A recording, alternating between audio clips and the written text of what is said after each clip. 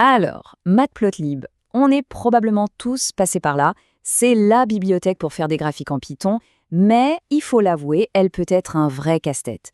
L'idée aujourd'hui, c'est de plonger dans sa logique, de la décortiquer ensemble pour que ça devienne enfin un outil qu'on maîtrise vraiment. C'est la question que tout le monde se pose, non? Mais pourquoi est-ce qu'il y a 1000 façons de faire la même chose? C'est super frustrant au début. Mais en fait, derrière ce qui ressemble à un chaos, il y a une structure, une logique super puissante. Il faut juste trouver la clé pour la déverrouiller. C'est exactement ça, notre but. C'est comme apprendre la grammaire d'une langue. Une fois qu'on a compris les règles de base, la philosophie derrière, on arrête de juste copier-coller des bouts de code. On commence à vraiment parler le langage Matplotlib. On construit nos graphiques avec une intention et tout devient plus simple. Ok, voilà le programme. On va voir la philosophie de Matplotlib, les 2 objets essentiels à connaître, le concept d'artiste.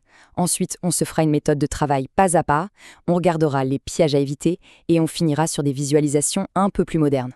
Allez, c'est parti. Allez, on plonge dedans. Pour commencer, il faut savoir qu'il y a plusieurs manières, disons, niveaux pour utiliser Matplotlib, et chacun a sa propre logique. Ok, alors on a en gros 3 styles. Le premier, le style PET avec PLTplot. C'est rapide, c'est bien pour un test vite fait, mais ça a ses limites. Tout à l'autre bout, on a le bas niveau. Là, on contrôle tout, mais c'est hyper complexe, on l'utilise quasiment jamais directement. Et au milieu, il y a le Saint Graal, l'approche orientée objet. C'est celle-ci, avec Fig, Axe égale PLTSupplot, qui est la plus propre, la plus claire. C'est vraiment le style à adopter pour tout projet sérieux, et c'est sur celui-là qu'on va se concentrer. Ok, on arrive au cœur du réacteur. S'il y a une chose à retenir, c'est ça. Absolument tous les graphiques Matplotlib, sans exception, sont construits sur 2 objets principaux. Juste 2. Le premier objet, c'est la figure. Le plus simple, c'est de l'imaginer comme une feuille de papier A4, toute blanche. C'est le cadre, le conteneur global. Il n'y a rien dessus, pas encore de graphique, juste l'espace pour en mettre un, ou même plusieurs. Et donc sur cette feuille blanche, cette figure, on va venir poser ce qu'on appelle les axes. Un objet axe, c'est la zone de dessin, c'est la boîte dans laquelle on va réellement tracer nos données. On peut en avoir un seul, qui prend toute la page, ou plusieurs petits côte à côte. Et là, attention, le piège classique. Axe avec un S à la fin et axe sans S. Ce n'est pas la même chose du tout. Axe, c'est toute la boîte, toute la zone de dessin. Axe au singulier, c'est juste la ligne de l'axe X ou de l'axe Y. La nuance est super importante, ça évite des heures de débogage. Maintenant qu'on a notre page et notre zone de dessin, on va voir le concept qui change tout. C'est le secret qui permet de personnaliser absolument chaque petit détail d'un graphique. Et ce secret, c'est ça. Dans Matplotlib, presque tout ce qui est visible sur un graphique est un objet qu'on appelle un artiste.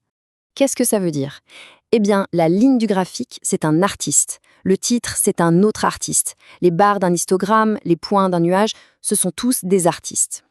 Et ce qui est génial, c'est que comme chaque élément est un objet distinct, on peut le récupérer et le modifier individuellement. Changer la couleur d'une seule barre, c'est possible. C'est ça qui donne un contrôle total.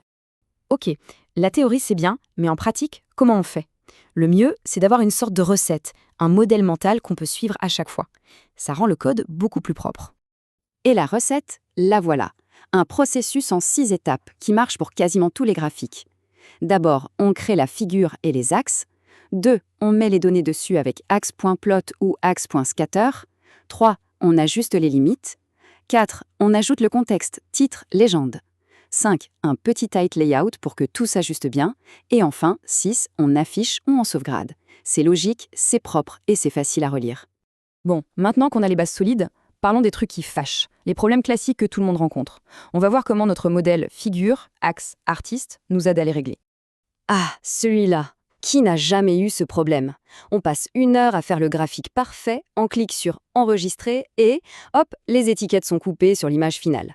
La frustration à son maximum. Et pourtant, la solution est toute bête, mais il faut la connaître. Quand on sauvegarde avec fig.savefile, il suffit d'ajouter un petit argument, bbos inches égale tight. En gros, ça dit à Matplotlib, calcule la taille de tous les artistes, même ceux qui dépassent, et ajuste l'image pour que tout rentre. Et voilà, problème réglé. Autre cas de figure très courant, des données étalées sur une très large échelle. Imaginez des valeurs qui vont de 10 à 10 millions. Sur un graphique normal, toutes les petites valeurs vont être complètement écrasées contre l'axe du bas, on ne verra absolument rien. Le graphique est illisible. La solution pour ça, c'est de passer en échelle logarithmique. L'idée est simple. Au lieu de graduer de façon linéaire, on gradue par puissance de 10. Du coup, la distance visuelle entre 10 et 100 est la même que celle entre 100 et 1000. Ça décompresse les petites valeurs et compresse les grandes. D'un coup, on voit les variations à toutes les échelles. Allez, pour finir, on va monter d'un cran. On va voir comment utiliser la couleur intelligemment pour ajouter une troisième dimension d'information à nos graphiques. Le choix d'une palette de couleurs, une color map, ce n'est pas juste pour faire joli, ça a un sens. On a 3 grandes familles. Les palettes séquentielles, comme Viridis, pour des données qui vont de petit à grand. Les palettes divergentes, comme Coolworm, pour des données qui s'écartent d'un point central. Et enfin, les palettes qualitatives, pour des catégories qui n'ont pas d'ordre. Utiliser la bonne palette rend le graphique beaucoup plus facile à interpréter. Et là, un dernier conseil de pro, un piège très subtil.